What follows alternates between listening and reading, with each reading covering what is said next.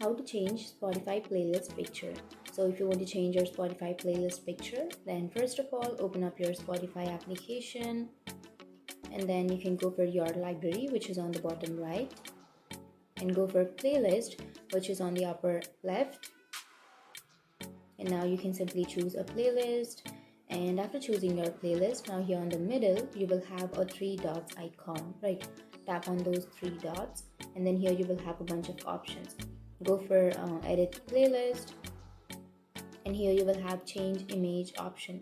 Tap on change image, and then you can take a photo right now, or you can choose photo, or you can remove photo. So if you want to add another photo, or if you want to change that photo, you can tap on take photo or choose photo.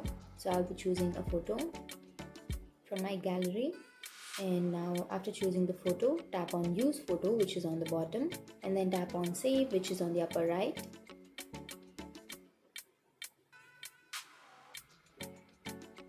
And that's it. That's how you change your playlist picture on your Spotify. And if you have any questions, feel free to comment below.